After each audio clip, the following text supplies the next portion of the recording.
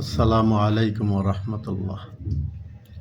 সুপ্রিয় দর্শক, দেশ এবং প্রবাস থেকে যেখান থেকে দেখছেন সকলকে জানাই ঈদুল আজহার শুভেচ্ছা, ঈদ মোবারক। দীর্ঘদিন অসুস্থ থাকার পরে আজ উঠে বসছি এবং একটি ভিডিও বানাইতেছি। ভিডিওটি আপনারা একটু শুনবেন এবং দয়া করে লাইক কমেন্ট করে সাথে থাকবেন। সম্প্রতি একটি ঘটনা বিশ্বব্যাপী ভাইরাল হয়েছে, যেটি বাংলাদেশে ঘটেছে। মিরপুরে একটি মেয়ে, যাকে বাসার মধ্যে ধরে নিয়ে শারীরিকভাবে রেপ করা হয়েছে এবং তাকে হত্যা করা হয়েছে। এই হত্যাকাণ্ড, এই ছোট্ট মেয়েটা রামিসা, এমনভাবে তাকে হত্যা করা হয়েছে যে দেশ এবং জাতি অত্যন্ত দুঃখিত হয়েছে এই ঘটনায়। বিভিন্ন রাজনৈতিক দলের নেতারা তার বাবাকে সান্ত্বনা দিতে গেছে, বিশেষ করে প্রধানমন্ত্রী, স্বরাষ্ট্রমন্ত্রী, আইনমন্ত্রীও গিয়েছেন সান্ত্বনা দিতে। কিন্তু একটি বিষয়ে খুবই দুঃখ লেগেছে। সাংবাদিকদের প্রশ্ন উত্তরে স্বরাষ্ট্রমন্ত্রীকে বলা হয়েছে যে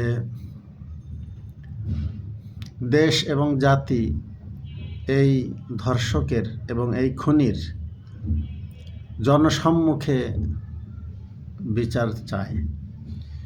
তো স্বরাষ্ট্রমন্ত্রী বললেন যে এটা তো মধ্যযুগ নয়, এটা হচ্ছে আধুনিক যুগ।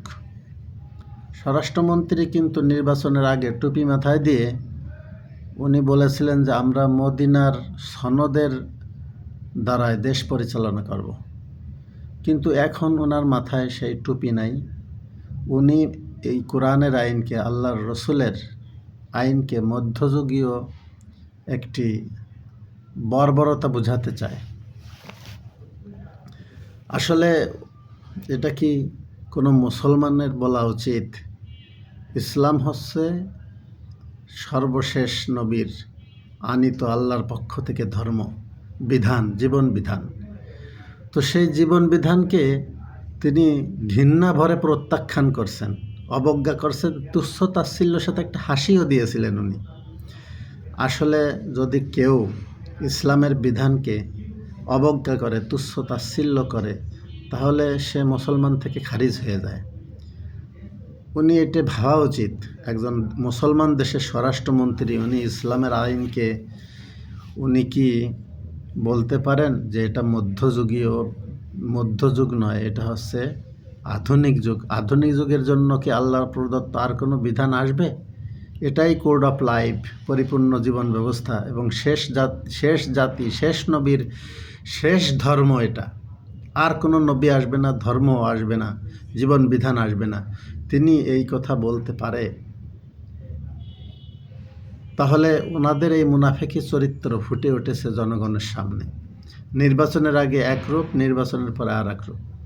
প্রিয় দেশবাসী, আমরা